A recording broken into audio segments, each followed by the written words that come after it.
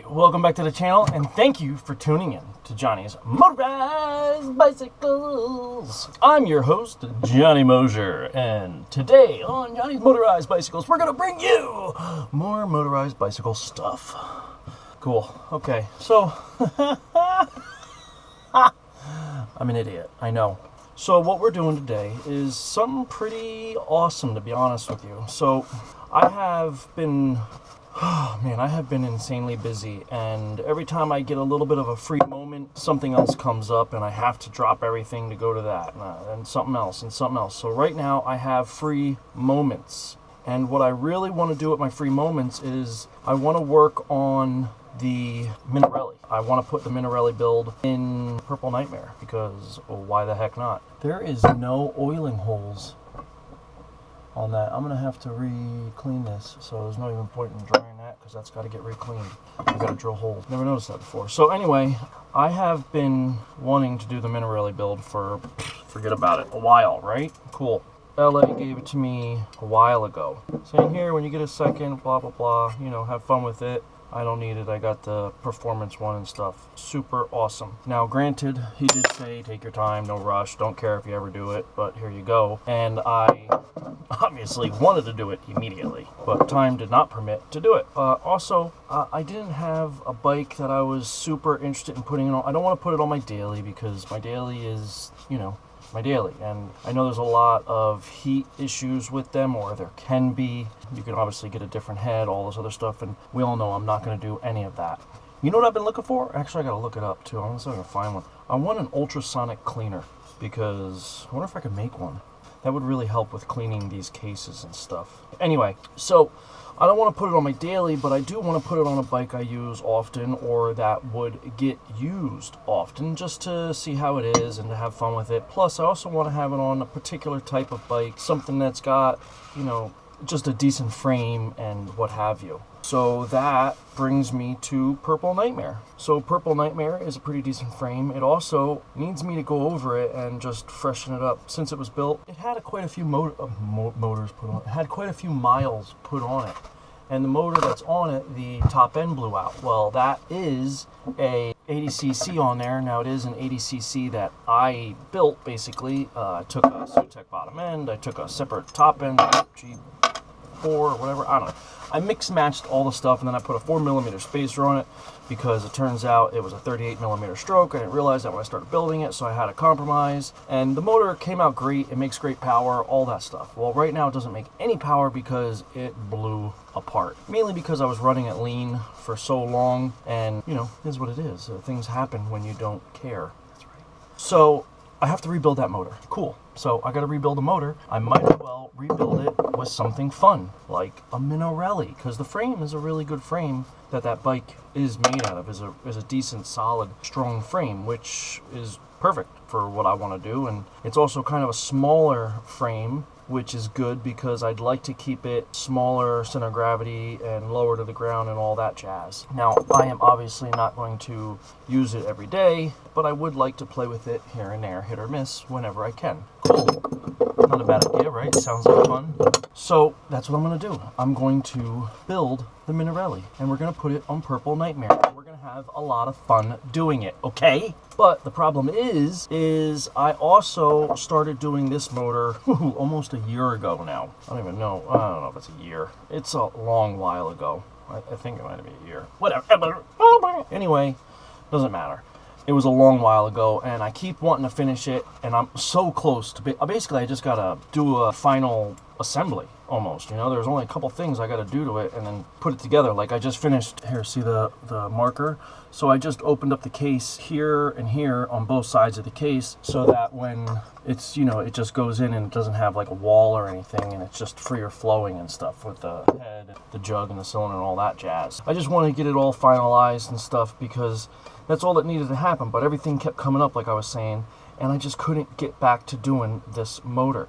And I really want to work on the Minarelli, but I refuse to bring another motor onto this table since I just finished building my new build. Everything else that needs to be fixed or repaired is basically like an extra. You know what I'm saying? Like, it doesn't need to happen. So right now, Purple Nightmare, the rims are off, the motor's off, but it's a motorized bike as it sits. I got the wheel on the other side of the bed. I gotta fix the axle and redo a couple of the spokes, which is fine, and I'll do that. But basically what it's missing is a power plant. The power plant is sitting up there in line to be fixed supposedly next. So I figured, why not finish this that I've been wanting to get done for so long? Because this motor I really want to put on this old French bike that I have, which I think would be just a super cool build. But I need to test it no matter what, because I'm not going to build another bike and put this on and then it doesn't work, you know, because I really don't know if this motor's even going to work after I build it. I did a lot of stuff to it. As I put it together and stuff, I'll refresh your memory on what all's going on, because I haven't brought this motor out in a long time. I was originally going to do this motor, then the MS460, then the MS660, and things just snowballed into never being completed, and before you knew it, I was just on to the next project, on to the next project, on to the next project, and all those projects were kind of like a necessity, daily stuff, like I had to get these things done, or build it for this customer, build it for that customer, and now I have actual free time where nothing needs to be done. The only thing that needs to be done is my new build. I need to fix the tune. I need to fatten it up a little bit. That's putting a jet in. That's also something I got to do during the daylight, not at night. So I really want to work on the Minarelli, but I'm not going to bring the Minarelli in here with this whole... So this was sitting up here, you know, and then this was sitting over here. And then you got the bucket of parts. Some of these parts don't go to this. I just tossed them in there because, you know, this is whatever. But this might end up going to the frame that this is going to go on, you know, like I want to make it a really cool old school new school mix flavor, yeah boy, to the build. So whatever, all this stuff's been sitting here in my desk constantly. Look at all the dust built up on top of it because I keep working around it and over it, and it's just taking up my I hate that it's back here. I want this to be open and clear, and only thing I want here is what I'm working on. Oh, I think you figured out what I'm saying. I'm going to finish building this and put this on Purple Nightmare just to test temporarily. If it all works well, I might leave it on there for a little while till I finish the Minarelli so I can ride Purple Nightmare and get some miles on this and see how I like it and the kind of powers it makes and stuff. But all in all, I just want to get this done, completed, and see if it even works at all. I don't know if it's going to work. I really don't. Like, you know, remember, this is the one I made, the Popup Piston. Okay, you can't buy a 50cc with a pop-up piston. This is something I made. Basically what that does is it brings the piston higher into the combustion chamber to make higher compression. Also, look, see how I trenched it? So the intake's over here, right? So look in the transfers. All these there's 3 trenches in each transfer, and they all shoot it towards the intake, this side. Same with up here, I did the same thing. All of them shoot, there's 3 rows that just like shoot off.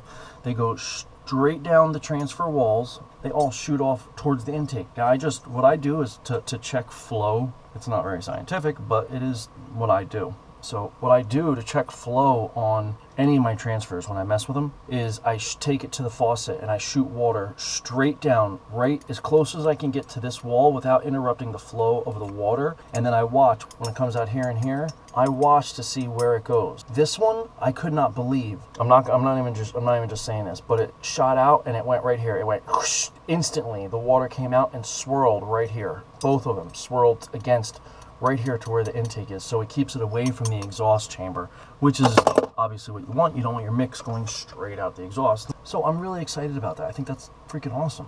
So that's what we're doing. We're going to finally assemble this 50cc motor. Once we assemble it, we'll probably work on Purple Nightmare's wheels so that we can put Purple Nightmare back together with this motor. I was going to check. I think there is a bolt that might be stripped out on the case. I got to check. That's a good possibility. We'll see. Whatever's left, it's all it's all finished work, like busy work, so to speak. We'll busy ourselves into it and get it all done, and we'll make it happen, Captain. Right? Right. All right, so what do we got going on now? We got some good stuff happening. So I'm pretty sure I have finally did all the maintenance and all the grinding and fitting and just every freaking thing. So for the first time ever on this channel, Johnny's Motorized Bicycles, we're doing something unprecedented and never recorded before. You, that's right, you are going to be the first person to ever see me do this. What is such a big deal? Well, let me tell you. So what I did is I spent money. Boom. Mic drop. That's right. I actually spent some money. Granted, it wasn't, you know, a lot of money or nothing, you know, just a couple dollars. But these are the old seals. That's right. I spent like 80 cents. Whatever. You know I don't spend money. I finally did. All right? Calm down. Man, you're judgy today. So anyway, these are the seals. So if you look, I don't know if you'll be able to see or not, but see how there's the slightest little bit of play? Okay, that's on both seals, the thick one and the thin one. This is for the magneto side, this is the other side. Now you can use two thick ones, it doesn't really make a difference, but whatever. This one on the 50 comes with a thin and a thick. So I bought new seals right here in the bag, look. Main reason is not even just because of the gap, but these are, he's like 3 years old now. No, 2 years old now. This is my very first motor. This is the very first set of seals I ever even had, and the rubber is just harder than it should be. And you can honestly, you can see it's pretty wore down. Now, if you can look closely, if you look over here, it is more wore down than here. See, it's supposed to be like a coved shape on this seal. It's flat here and slightly coved here. Well, that's because the crank had a really good wobble. Now, it was good, but it wasn't 100% true. Now, I did my best to get it true, but it's as good as it's gonna be. It's better than it was, but it's still not perfect or nothing. But either way, I don't care. I'm only trying to make the biggest horsepower I can out of this small motor, so it doesn't really matter if it's reliable. No. So I started putting it together. So I put the bearings in, I cleaned them out. I actually also, I know it's stupid, but I actually went and bought some assembly lube. I used to use either WD-40 or some kind of spray lubricant, or sometimes two-stroke oil, or sometimes regular motor oil. But I was there today and I saw this for $95, and I was like, you know what, let me spend the $163 on it and just get some, you know, assembly lube. So I went ahead and spent the $264, and now I have assembly lube. Wonderful. Either way, just a dab to get it all lubed up. I got the bearings all cleaned up. I have scrubbed everything, soap and water. The last few things, the screws and bolts, I soaked in gasoline, two-stroke mix, cleaned them up really good, all the bearings, everything. Everything is super clean, and I'm pretty positive I have everything done as far as grinding, surfacing, and what have you. So we're gonna start assembling it. I started by putting the bearings in. I'm going to put the seals in now. Now I will be using a little bit of motor seal on the actual seal itself just to make sure it seals in. Something I started doing in the last two builds, and I'm enjoying it. I like it. So we're going to definitely hope for the best, because there is a lot of modification to this motor for what it is. For starters, I don't know if you remember or not, but this was a single piece jug. This is a Flying Horse, I believe it was. And yeah, I think like FH50. So it was a Flying Horse 50, single piece jug, really nice. So I turn it into a two-piece jug. The difference is the stroke is different on this to the single piece. So I had to deck it good amount. I had to change the squish. Now I also wanted to go with the pop-up piston that I made. So I made this piston by hand, you know, so I could get up in here. Now a 50cc, it's just straight cove. There is no, see the squish band all the way around? That's not there. I did that by hand. So this way I could get the pop-up piston to go in higher. Now I also am going to run a different spark plug so I don't have such a long lead on it. So there's everything added together, the port matching and the port timing and the trenching and the transfers. There's so much modification to this little motor. I'm excited to see what the final numbers are going to be, and I'm also excited to see if it even starts up. Because let's face it, I don't know if it's gonna. It might be a complete bust. And this whole long year of letting it sit on my desk, starting it, working on it, stopping, starting, stopping, back and forth, and letting it sit on my desk forever, collecting dust while I work on every other project in the world and everyone else's project besides my own ideas, it might not even work, and it might have all been for naught. So let's hope for the best, and let's hope it's not for naught. Fingers crossed. Alright, so what do we got going on? Well, I keep saying that's the last thing. It's never the last thing. This is the last thing. So I cut out a new... Guys, I bought gaskets off of eBay or Amazon months ago for this thing. Months, when I first started building this thing. I can't find these things anywhere. I could have swore I put them in an envelope with a whole bunch of other ones, and I can't find them. I know I will find them eventually when I move in the spring, but I can't find them right now. So whatever. I'm not waiting for another gasket. I'm determined to get this motor together. ASAP. Because this ish is bananas. Yeah. Anyway, sorry. I got issues, you already know that. So I cut out a gasket. I will trim the outside once I squish the two halves together. If you leave it rigid, like in a big square, it makes the gasket better. So the gasket is, you know, well cut out because, you know, I cut it out with a ball peen hammer, tapping the edges. What it does is it just basically, it's a pinch cut. It cuts the gasket against, you know, as you lay it out, it just hammer it against the edge and it just cuts it on the sharp aluminum edge. So anyway, so the gasket is now cut out, but I just had an epiphany. Don't forget, a long time ago, one of these bolts were stripped out. Can you see the threads on that one? They're chewed up. So I can't re-drill that hole. If I re-drill that hole, it will ruin what threads are there. There's about that much threads at the very bottom, and then the hole goes deeper. What I did is the bolt that is stripped out here is the one that lines up with the stator. So what I did is I took a very small drill bit and I drilled the very center of the hole so I wouldn't hit what threads are there. And then I went all the way through to where the coil is, and then I drilled that way to open up the hole all the way. So now you can see all the way through, and now the tap, if it's the correct one, will go all the way through and fix it just fine. So that's really good. I'm glad I was able to figure that out without ruining what little bit of threads I did have. And I gotta say, that metal there was way thicker than I had expected. So that's also good, because after I tap the threads, I can just put a little bit of gasket maker in there and seal it up. It shouldn't be a problem because it's within a gasket anyway, but better safe than sorry. All right, I am watching eBay, well, I'm watching Ozark on Netflix, but I'm watching an eBay listing because I may have a new GoPro coming to the channel if everything goes well and it doesn't go for $1 bazillion. But I'm willing to actually spend a little bit of coin on it because I really want it. There, I said it. Okay guys, so we've got it all together. Dun, dun, dun, dun, dun, dun, dun, dun. I'm running my special Autolite plug that's slightly more shallow so I can get the clearance that I need for the piston to the head. Squish is a little high, to be honest. I forgot I had originally designed this to run with a thinner head gasket, but all I have is the stock head gasket and I didn't make a thinner copper gasket yet. So I still got to do that. Not a big deal. That will bring my squish perfect. There is no base gasket. Exhaust gasket, which I even ported out to match the port just because I went a little crazy. No intake gasket, Moto Seal. I went through the clutch, re-greased the bearings. I put new clutch pads in because these clutch pads that were in here are very old. Plus they were like really hardened and whatnot. So everything seems to be great. Even the, you see how much shallower that one is? This one sticks, is like, this is stock, this one's in farther. That's because I drilled the actual case out to accept the head to go in farther so the bolt could go through farther to seat better. I cut the gasket down so everything is great all the way around like that. The only thing that I'm now having trouble with, which I just, to be honest with you, I just forgot that it was an issue, is this bolt for the plate is stripped out.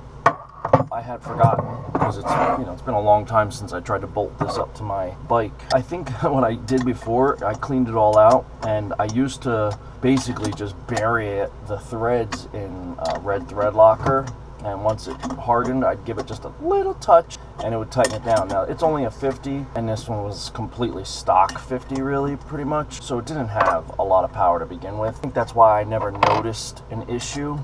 What I think I'm going to do is I'm just going to drill it or tap it a little deeper if possible. If not, I'm going to just drill it bigger to the next size up and put in bigger bolts. It is what it is. Okay, it's a new day. Welcome back to Johnny's Motorized Bicycles. What do we got going on today in Johnny's Motorized Bicycles? Well, we are still on the 50cc. Don't forget to like, share, subscribe, and all that good stuff that I probably already told you earlier in the beginning of this video, and I'm probably just dubbing this in with the rest of the stuff. So, what do we got going on? Well, we're still on the 50, like I said. The 50 should have been on a bike already. Couldn't put it on a bike because when I went to go tighten down the mounting bolt, I had forgotten that this bolt is stripped. So this is the only bike that ever had this. This bike has one, it's like a M8 by 1. The thread is 1. Most of them are 1.25s. So the tap set that I had bought had just the sizes I usually use, but it doesn't have that size. So the options for me right now are buy a bigger tap set, which I'll probably do, and wait to hopefully get this to work, because it's pretty reamed out. Like, there's not even any threads for the first 6 millimeters, maybe something like that, you know, like almost a half inch. So the only other thing I can come up with then is, you know, you got to drill it out farther and then tap it with the M8 1.25 that I have, which, you know, isn't a horrible idea, but problem with that is I don't have enough material to make those threads in the beginning of the bore, so that's not really going to work. And then when I do get to the threads that are there, I'm basically just going to be cross-threading it, and it's not going to be very strong. So that leaves me only one other option. The next size up in my taps that I have is a M10 by 1.5. The other day I went out and bought some M10 bolts for my regular build, my new build, my new daily Jokester. So I have a couple left over, and I think that's what I'm going to do. I'm just going to drill out these holes and drill out the mounting hardware holes, the universal mount, and I'm going to tap it with that. But to do that, I got to take off the exhaust so I can get in there, and, you know, I can be plumb with the hole that I'm trying to drill, so there's no issues. Once this is done, finally, once this is done, the motor is finished. There's nothing left to do except put it on the bike. Well, we are going to put this on Purple Nightmare, because Purple Nightmare, well, this is why. Okay, so the Mule, the bike I use for all my testing, is actually being borrowed by my friend Benny. You've seen him in a couple of the videos. He's the one that got into an accident recently, and he has no bike. His bike is in the police impound for investigation or what have you, and it costs a lot of money to get it out. I think they're done with everything he could get it out, but he's waiting on an insurance company. So he had to borrow, or he needed to borrow a bike, so I let him borrow the Mule. Now, I was thinking about letting him borrow Tweaker, but to be honest with you, Tweaker, you know, I'm sentimental to the bikes, let's be honest here. I'm very sentimental when it comes to the bikes, and Tweaker is no exception, honestly, especially Tweaker, because, you know, I've had Tweaker for a long time. It's been the hero bike on my channel for a long time, and I'd like that to continue in, you know, future videos. But also, I just built my new daily, and it's a brand new build. I've only been riding it for, I think, coming up on a week. I've run about 4 gallons of fuel through it in this week, so however many miles you think that is, it's probably, this doesn't get great gas mileage, it's probably somewhere in the 80 mile to the gallon range. So, you know, I put a lot of miles on it, and we're gonna find out if it's good. Last night when I was riding it, I was going downhill and I wasn't even thinking, and I just kept it pinned, and it kind of made a weird noise, and it was kind of running a little odd later. So I want to see if it's going to be hard to start, or if there's an issue period with it, because I might be back on Tweaker, because I might have screwed something up. We'll see. Hopefully not. Hopefully it was just a one-time stupid thing that I did, but, you know, I was having fun, and what can you do?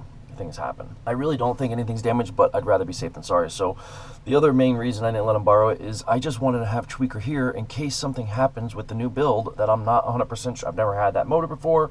The bike is all brand new, everything's new, the braking system, everything is new to that bike. A lot of things on there is the first time I ever did them, so I want to make sure that it's sound and reliable before I give off my other good daily for someone else to use. So I'm letting them use Mule. The Mule is not the best at starting. Once it starts, it runs good, it's got a lot of power, it picks up good, it's got good pull, good top end. It just doesn't start well, carburetor issue, but it also idles kind of high. But once you get it going, it's only hard to start in the morning, and after that, easy peasy. So he's been dealing with that. I mean, it's better than not having any transportation. So good deal. So that's why I'm not going to put this bike on the Mule. Other bike that has nothing. I mean, I got a ton of other bikes, but I don't want to build a whole motorized bike just to test this. So Purple Nightmare motor is sitting right up there, not getting used. I figured, why not put this motor on Purple Nightmare to test, because everything's good except for the wheels. I got to restring the rear wheel. I got a couple broken spokes from the last time I used the bike. I was towing the green bike for Paul, and the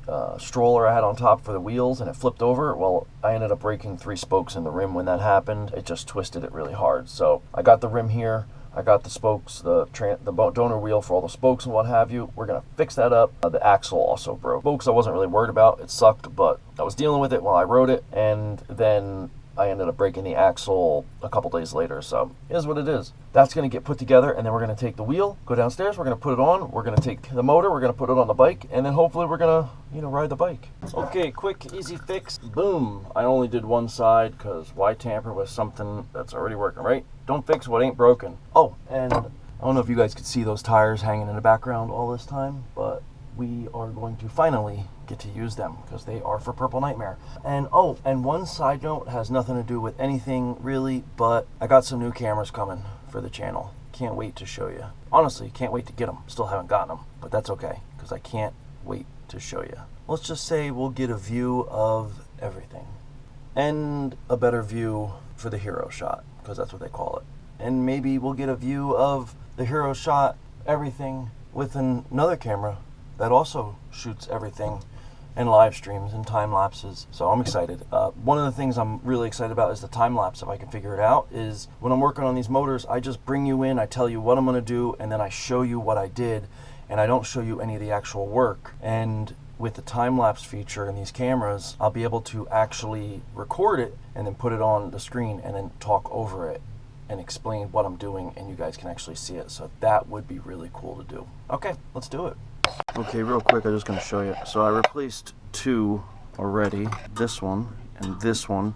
Now, replacing restringing is super simple. You just got to make sure you go in the correct order. See how this one's tore up? It's only going to be a matter of time before almost all of them, pretty much all of them that are on the outside. That's the ones that break the most. This is the pedal side, but when the chain pops off and grinds against these and I push down with my foot, it just destroys these spokes, as you can see. So I'm going to replace all these on this side. So let's continue going and I'll show you as I get done. I should have enough spokes. These are all from Tara Reid. I only have a few left. I might have more in my box, but I got to check. But no matter what, only got a few Tara Reid left, and I've been using those spokes because I just wanted to carry on Tara Reid. Legacy, tradition, I don't know, whatever you want to call it. It was my favorite bike I ever owned, and I just wanted to make sure I used whatever I could from it. Okay, so I got 1, 2, 11. I changed out 11 spokes. They're bent like this because it just makes it easier to get them out because I didn't want to take the drive gear off for the motor side. Only 4 of them were actually broken from when the trailer flipped over and yanked me a little bit. The rest are on their way out. You can see they're all just chewed up from the chain getting on it and the chain rubbing against it, whatnot. So we're gonna toss them out. Now granted, this is a lot of work, I guess, for saving a rear wheel. When I have plenty of rear wheels, I could just go ahead and slap on another wheel and go from there. The problem with that is this is an old school steel wheel, and those I don't have a lot of. To me, it is worth saving. These steel wheels are just much stronger when it comes to my overall weight. I weigh a good bit. 280 is no light task for these wheels to hold up, and that's not counting the weight of the bike with the motor and all the other stuff, my gear, my backpack. I mean, you're probably looking at close to 400 pounds getting pushed through the rear wheel because all the weight eventually gets to just the rear wheel when the motor is throwing down the horse torques. So we're going to be putting a Minarelli on this thing, so the horse torques are probably going to go up. Even though that 80 was a really good 80 and pretty powerful and stout little bike, little motor, from my guessing it's not going to be anything compared to the Minarelli. Okay guys, it is 6:23, so I am going to go outside and put the motor on. Problem is, it's dark out. I'm going to be honest, I'm going to try to put it on, and I'm going to try it, because there's no way I'm not gonna. But you guys won't be able to come with me because, let's face it, there's pretty much no point, because you won't be able to see nothing. I may try, but we'll see. A whole lot of different on this motor, so we'll see how it goes. I'm very excited to try it and just see if it even fires up. I can't imagine it not at least firing up and running poorly. Alright guys, just real quick, I'm going to show you. Oh, right. What is going on, guys? So really quick, I just wanted to bring you back in. So the video you're seeing is something I recorded a little while ago. As you know, I put it on the channel a couple months ago. It was something I uploaded immediately after getting the motor running. And I'm putting this in because I have a little bit of explaining to do. So first of all, I'm reusing that footage that's actually on the channel. Literally screen recorded it to put it up so you could see the actual running motor, because it did run nice. It ran great. It had a lot of pull power. It was dark, so I didn't get any actual riding footage. And the reason I'm not showing you more, because I had a lot more. I had footage from the next day and whatnot, but I can't find it. Think I may have deleted it. What can you do? So I put that in there just so you could see the motor running. And then I'm going to show you something that's actually current and up to date, like literally recorded today. Today is February 21st, I believe. The original part of this video is November 8th, I believe, somewhere in that area. So it's, wow, it's like almost 4 months old already. Wow. November doesn't seem that far, but yeah, it's like 4 months old already. So again, the motor ended up sitting for a whole bunch of months. And I just got so frustrated with everything else going on. And other people that know me can attest to that, because I've been kind of a pill these past couple of weeks because I'm so frustrated with not being able to get to my own projects and work on my own things. And I'm always helping other people out or fixing other projects that were already running perfectly fine. Like, say, the motor you don't even know about that went on Purple Nightmare. That was brand new and running perfectly and is blown up a couple days later because I let people use my stuff. Or the work I did to Tweaker, replacing the entire front of the bike because that got smashed in. You also don't know about all that yet. I mean, unless you're part of the Facebook group, then you might. Anyway, I'm bringing you into actual current date because it just happened that I started editing this video and I was like, you know what? I need to get that motor finished because it was so close to being great. Well, the day after the footage at the end of this video that you saw is actually a problem, which is the problem that I apparently lost somewhere in editing world. So I am going to give you a little sneak peek. Awesome. But what happened is, after you get a new build, you usually go around and nut and bolt it, meaning you tighten everything up. Now you saw I fought through what, at least three stripped bolts or studs on this motor from when I originally had this motor back in the day, when my very first motor. You know, there's a learning curve, and I ended up, you know, breaking it and stripping bolts, this, that, and the other. So nothing changed. So, you know, I put the M8 studs in. It originally had M6 bolts, kind of like a chainsaw, a little short bolt just went down into the jug and held it down. So I drilled it out, put the M8s, everything was great. If you've ever taken one of these motors apart, you know that sometimes they're not perfectly centered in the cases. So the bolts on the left side of the motor were very close to the edge of the internal case. Well, when I was nut and bolting it, I went a little too tight, I guess. Not as tight as I could on another build that's just like a stock build, but because I had so much modification to this case and whatnot, and it was so close to the edge after I got done tapping and putting the stud in and the threads for the stud, when I tightened it, it just pulled right out. So the next day of the footage you just saw is actually a catastrophic problem for this. It actually still ran, but I thought it wasn't as bad as it was, and as I started to ride it for the first couple minutes, you know, it's cold, hard to tell how it is, but once it warmed up, you could hear a distinct toof, toof, toof, toof, the puff of air going through the head gasket. So I couldn't tighten it down. Nothing I could do. The threads were ruined, stripped out, and that was it. So that same day, I decided to take the motor back off Purple Nightmare. I mean, what could you do? The stud is ruined, so the case was stripped. So I bought helicoils because I wanted to helicoil it, but it is so close to the edge, I couldn't get it to drill or helicoil without pushing, because there wasn't enough metal holding it in the edge. There wasn't enough metal holding it to get to hold the wall from caving out. And that's what happened. The whole wall of the case caved out and ended up just pushing through, and I couldn't helicoil it, and then I just ended up with a big void. So I was gonna aluma weld it, but the problem I'm having with that is I don't have a torch that will heat that thick of a metal up without sitting there for a long time. Not to mention, aluminum is an amazing heat sink, and it pretty much just takes the heat and straight out through the rest of the case. So I'm actually have an idea on how to fix this issue, because I actually want to use the aluma weld to fill the cases when I build the MS motors and move the studs and whatnot. But that's still to be tried and figured out. So the only thing I could come up with is something I'm not proud of. It's so silly. I don't want to give up on the case yet. I mean, honestly, the case is really, it's trashed at this point. Unless this works. And if it works, then is it really a dumb idea? So I'll give you a little heads up. I did a bunch of testing. I'm basically trying to fix this with JB Weld. So I took just a piece of stock aluminum that I have. I use it for, I cut it off. I use it for making things. If I got to make spacers or whatnot, you'll see more about me using stuff like this in upcoming months. So what I did is I drilled 3 holes at the top, okay? Uno, dos, tres. And I made them much larger than what they're supposed to be. If you look close, you could see the gray outline on each hole. And then I filled it with JB Weld. I filled this with JB Weld, and I filled this with JB Weld. And this one I filled with JB Weld and a stud with a helicoil on it. I was trying to make it so I could have like threads there that I could still take the stud in and out, which I honestly thought might be a good idea if I JB welded the helicoil in, because it's like epoxying threads into it without tapping it and disturbing the structure of the epoxy, if that makes sense. So this one I drilled and I tapped for M8 1.25. This one I drilled and tapped for a helicoil for 1.25. And this one, like I said, I filled with the stud with the helicoil on it.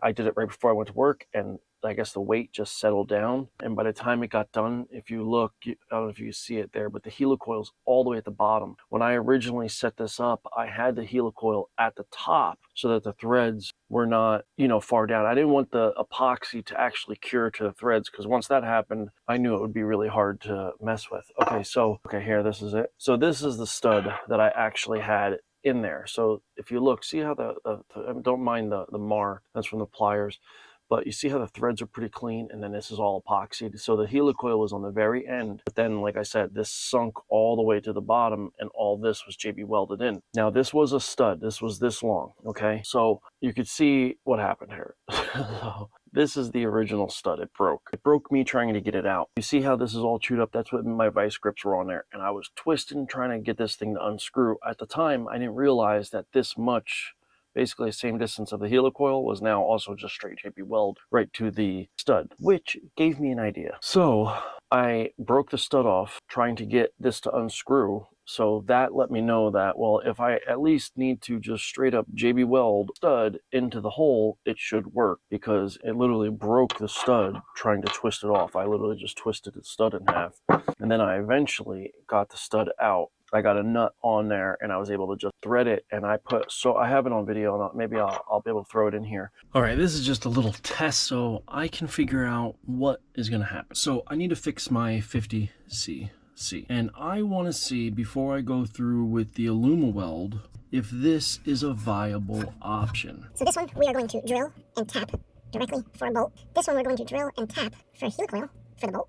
And this one is a bolt inside of a helicoil, JB welded directly into the JB weld. And we're going to see if I can get this loose. So I can reuse this thread, you know, basically take the bolt on and off. I would like to see how strong this is pulling upwards, and I have a way to test that, and you will see. I drilled both of them with a pilot. I drilled this and tapped it to size, and now you can see there is a jagged broken bolt. It literally broke the bolt. I'm trying to unscrew it. So no matter what, my assumption here is if I was to just JB weld a helicoil with a bolt into the hole, that will be strong enough. It literally broke the bolt. Okay, this is what we got. I have a stud, a regular engine stud, washer on top, then a nut, 13mm, and we shall tighten. See what happens.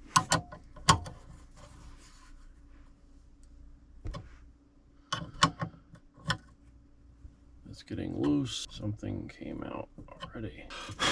Yeah, it's those threads. Oh, there you go. Look, JB Weld threads. You see it? That's the threads from the JB Weld. So that definitely did not work. That was straight JB Weld. Bolt threaded into it. Okay, now this is a helicoil in the JB Weld, which I'm kind of thinking might work half decent, but this could be just like that one. Okay, ready? I want to be able to put as much tension on this as I do when I tighten a head bolt. Right about there is where I would say that's tight. See how hard it goes. Oh, and it let loose there. So this would probably work, but still not ideal. You can see it pulled the helicoil straight up. So that was tapping the JB Weld, putting a helicoil in the JB Weld. Direct thread engagement, no bueno. Helicoil, that just shows you how much stronger it is to helicoil something. This one is actually viable. This, on the other hand, is definitely gonna work, I think. Here we go. It's definitely threaded. Oh yeah, this is definitely the strongest. Yeah, I'm way past where I just was. I'm gonna use 2 hands to hold it. It's pulling the piece out of the vise. I'm gonna turn it, sorry, so I can get some leverage. I wanna go till it breaks. Well, there you have the answer. That will 100% work. Oh, I think I got the actual bolt loose now. I stripped the threads on the actual, I don't know if it was the bolt or...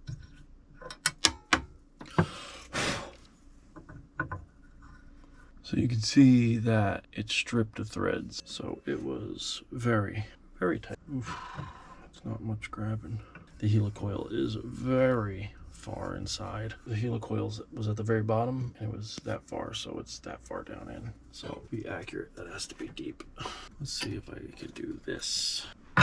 That's not enough. I need more.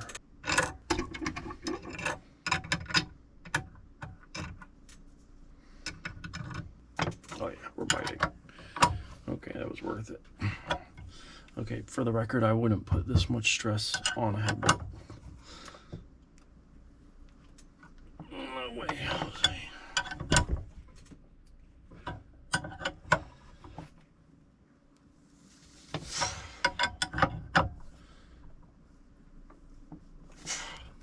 Okay, I'm loosening it. There, I would never put that much stress on a head bolt. Head bolt would strip out way before that. So it's definitely not coming up easily. Something's binding. I'll be honest, I don't know. I mean, here, this was a brand new washer.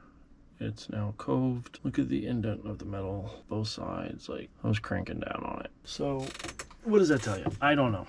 I think both of these are valid options. I think this is a one-time, maybe two-time use, but would probably work in a jam. I think this is a possibility for permanent fix, to be honest. I put way more torque on this one, so that's good. I mean, it was strong enough to break the bolt. All right, guys, it is late. It's like 2 o'clock in the morning, kind of late. I'm done testing stuff. I am going to bed.